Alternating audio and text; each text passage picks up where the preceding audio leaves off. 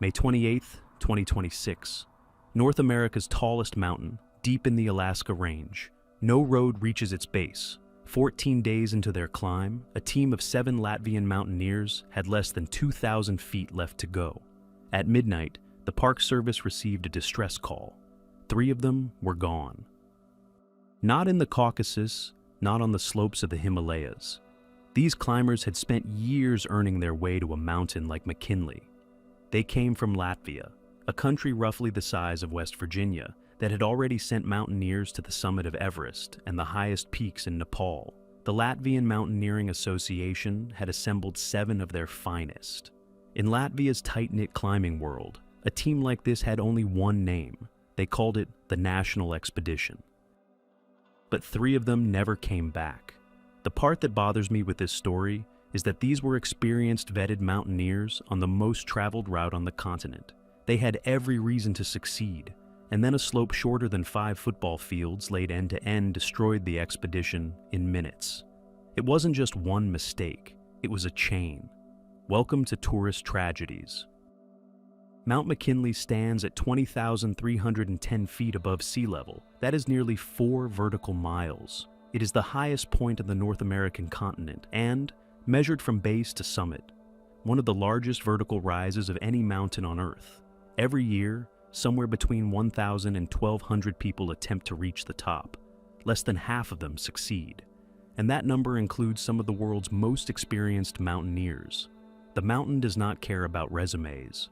The West Buttress is the standard route, the one most climbers take, and the one described in every guidebook as the most accessible path to the summit. But accessible on McKinley is a relative word. The route crosses crevassed glaciers, exposed ridges, and high-altitude snowfields that demand weeks of acclimatization, careful logistics, and a team capable of making life or death decisions when the oxygen in the air is less than half of what you breathe at sea level. The 7 Latvians who departed on May 14th had done everything right. They were formal members of the Latvian Mountaineering Association, an organization whose members have been reaching some of the world's most technically demanding peaks for decades. They had the credentials, the equipment, and the team experience to be exactly where they were. And honestly, when you look at how far they had come, you'd probably agree they were the last people you'd expect to fall. How does a country like Latvia produce serious high-altitude mountaineers? That question has a very specific answer, and it starts in 1991. When Latvia regained independence from the Soviet Union, a climber named Teodoras Kirsis did something that seemed almost impossible for a nation of under 2 million people. He began systematically going after the world's highest peaks. In 1993, he and his team reached the summit of Dhaulagiri, an 8,000-meter peak in Nepal that has killed dozens of climbers across its history. 2 years later, on May 14, 1995, Kirsis and Inese Puceka became the first Latvians ever to stand on top of Everest. By 2001, Kirsis had completed the 7 summits, the highest peak on every continent. In a country roughly the size of West Virginia, that is the equivalent of a national hero. The Latvian climbing community is small. At any given time, there are perhaps a few hundred people in the entire country who climb seriously, and a much smaller number who pursue high-altitude expeditions at the level this story involves. It is a tight world. Climbers know each other, they train together, and when a formal expedition is assembled under the banner of the Latvian Mountaineering Association, the selection process carries real weight. You do not get onto one of these teams by signing up, you earn it. The McKinley expedition was exactly that kind of undertaking.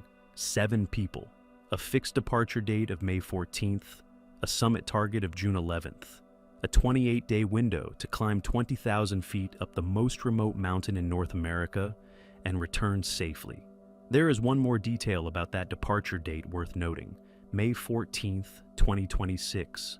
Exactly 31 years before, on May 14th, 1995, Kirsis had stood on top of Everest for the first time.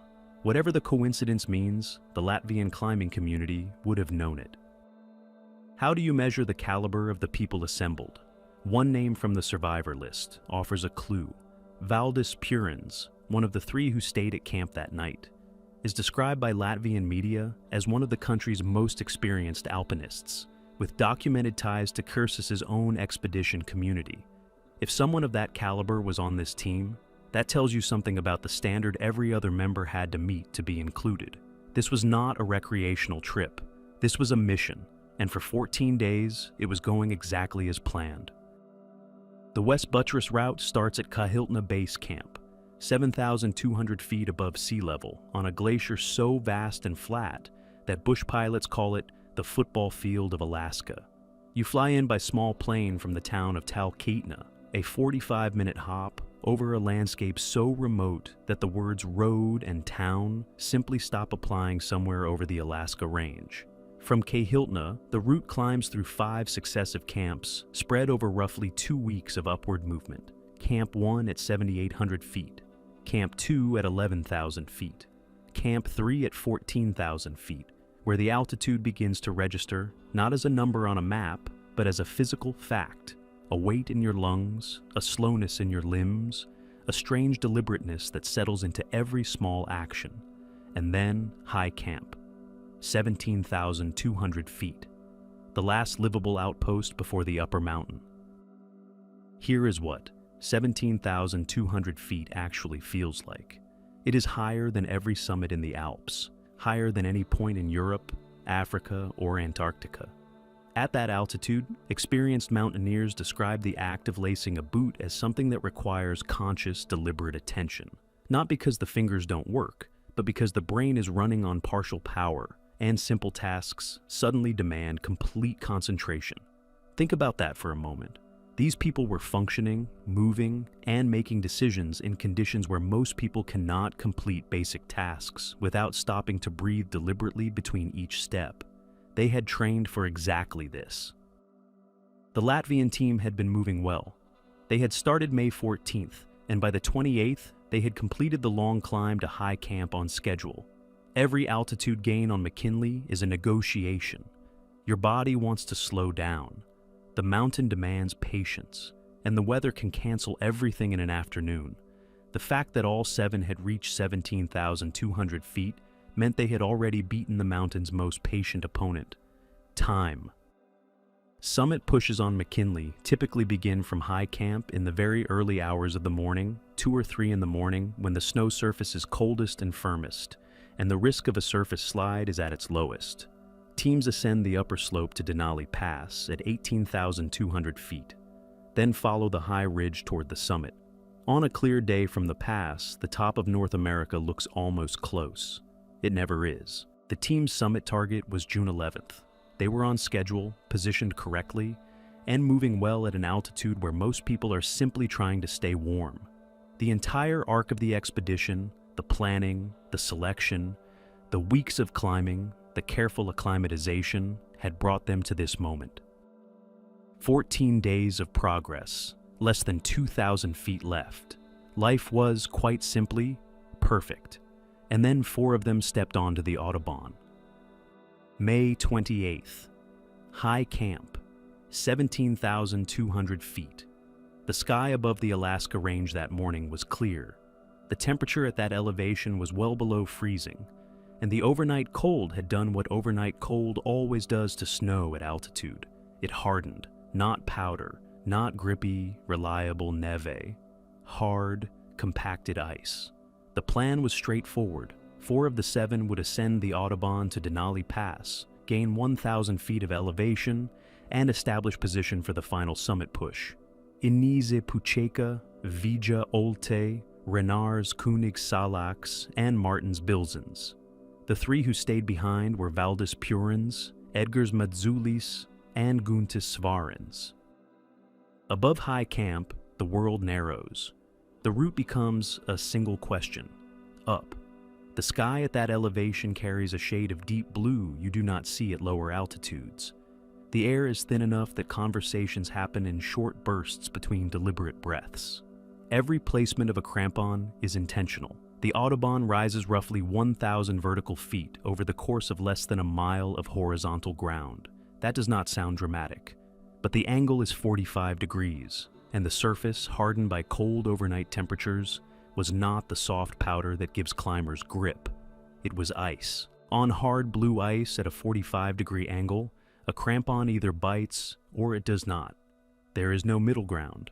The Park Service has been documenting this for decades. Their official guidance specifically warns that conditions on the Autobahn can vary from deep snow, avalanche danger, to hard ice, and that climbers should be prepared to place their own protection as needed. That sentence is worth pausing on. It means the fixed protection, the metal snow pickets and anchors that rangers and mountain guides hammer into the snow along the route, is helpful, but it is not continuous. It does not cover every meter of that slope, and above a certain point, you are moving through terrain where the fixed protection runs out, and you are responsible for placing your own. The 4 Latvians knew this. They had been trained for exactly this, but somewhere on that slope, something gave way. To understand what happened next, you need to understand what the Autobahn actually is. The name comes from a group of German climbers. The story passed around by guides on the mountain for decades is that a team slipped on the traverse and, in the dark humor that the high-altitude community tends to favor, someone watching from below noted that they moved very quickly. The Autobahn. The name stuck. That dark humor has a very serious number behind it. According to the National Park Service, the Autobahn has been the site of more fatalities than any other single section of the West Buttress route. Since 1980, a span of 46 years before this accident, at least 14 people had died in falls along this stretch alone. On a peak where more than 130 climbers have died across all routes and all time, the Autobahn is responsible for a disproportionate share. The reason is physics. A 45-degree slope of hard ice behaves almost like a ramp. If your crampon, the spiked metal plate attached to your boot for traction, fails to bite into the surface cleanly, you do not stumble, you slide. And on hard blue ice, a slide accelerates almost immediately. Without something to arrest it, either your ice axe driven hard into the slope within the first critical seconds, or a fixed anchor you are already clipped into, a fall on the Autobahn has nowhere to go but down. Down on that section means approximately 1,000 vertical feet. 1,000 feet is roughly the height of the Chrysler Building in New York. Falling that distance on a 45-degree ice slope without arresting it in the first few seconds is not survivable. The Park Service and mountain guides place snow pickets at fixed intervals along much of the route, metal stakes hammered into the snow, to which climbers clip with carabiners. But the pickets do not cover every meter, and as the route rises toward Denali Pass, the fixed protection becomes sparser. Climbers are expected to supplement it with their own. That is the terrain these 4 people were on. Somewhere on that slope, one of them fell. The rope went taut, and then there were 4 people falling instead of 1. The Autobahn does not slow you down. It does not catch you. It offers 1,000 feet of open ice and nothing else. What sound that made? Only 3 people alive? No. At approximately midnight on May 28th, rangers at Denali National Park and Preserve received a distress call. 4 climbers had fallen on the Autobahn. The 3 who stayed at camp, Purins, Madzulis, and Svarins, had reached their teammates. 3 were not responding. The 4th, Martins Bilzens, was alive. The exact sequence of how 4 people came off that slope is not yet fully known. High-altitude accident investigations take time, require cooperative weather, and demand careful forensic work. The Park Service, following standard protocol, does not release detailed cause information until 72 hours after notification of next of kin. What the evidence does confirm is this. Bilzens was found alive at or near 17,200 feet, approximately 1,000 feet below where the fall likely began. He had survived something the others had not. The rescue operation launched immediately. Getting a helicopter to 17,200 feet on McKinley is not routine. The air is thin enough that rotor blades struggle to generate lift. The terrain does not allow landing. Rescuers deployed a long line, a rope suspended beneath the aircraft, and extracted Bilzens directly from the slope. He was airlifted to K. Hiltna Base Camp and transferred to an air ambulance. He was in critical condition. Inese Puceka, Vija Olte, and Renars Kunigs-Salaks were beyond rescue. The Park Service announced on Friday that operations for the 3 remaining climbers had transitioned from a search and rescue mission to a recovery effort. Valdis Purins, Edgars Medzulis, and Guntis Svarens did not leave the mountain. They waited at 17,200 feet, in air half as thick as sea level, until rescuers arrived. 2 of the 3 suffered frostbite during the wait. Doctors who later examined them expressed cautious hope that their hands would retain full mobility. On Friday, May 29th, the Latvian Mountaineering Association issued a statement. 3 of our friends, it read, talented and experienced climbers, have lost their lives on the icy slopes of this mountain. This is an unspeakably painful, irreparable loss for the entire family of Latvian mountain climbers. The Park Service, following protocol, withheld the names for 72 hours. It was the LAS that chose to name them publicly. Inese Puceka, Vija Olte, and Renars Kunigs-Salaks, so their families and their country would know who had been lost. By the morning of May 30th, rescuers had reached the camp. Purins, Medzulis, and Svarens were brought off the mountain. In Talkeetna, the small Alaskan town at the base of the flight path that carries climbers in and out of Kahiltna, 3 survivors stepped off a helicopter into a world that suddenly felt very different. Martins Bilzins remained in hospital. The latest reports indicated doctors were not concerned for his life. When you lay the facts in sequence, a terrifying picture begins to form. The first failure is the section itself. The Autobahn had been accumulating a body count since at least 1980. More than 14 deaths in 46 years, on a stretch of mountain less than a mile wide. The Park Service publishes specific warnings about it. The guide community knows it by name. The risk is documented, posted, and communicated to every team that registers to climb. And yet, it keeps happening. The second failure is altitude. At 18,000 feet, the human brain is operating on approximately 60% of its normal oxygen supply. That does not feel like confusion. It feels completely normal, which is exactly the problem. Reaction times slow, fine motor control degrades. The ability to self-arrest a fall, to drive an ice axe into a slope in the first critical seconds before a slide becomes a free fall, is compromised in ways the climber cannot perceive in the moment. The third failure is protection. The Park Service specifically notes that most deaths on this section of the mountain result from unprotected falls. Fixed pickets help, but they do not cover every meter, and the higher you go, the sparser they become. And the fourth failure, the one that haunts every roped climbing team, is what mountaineers call the cascade. When climbers are connected to each other, which is standard practice on this terrain, a single person's fall can become 4 people's fall before anyone has time to respond. Each of these factors alone is manageable. Together, on the same slope, at 18,000 feet in the dark, they formed what safety researchers call the Swiss cheese model. Every layer of protection had a hole. On May 28th, those holes lined up perfectly.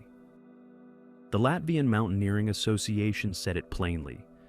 This is an unspeakably painful, irreparable loss. There is nothing to argue with in that sentence.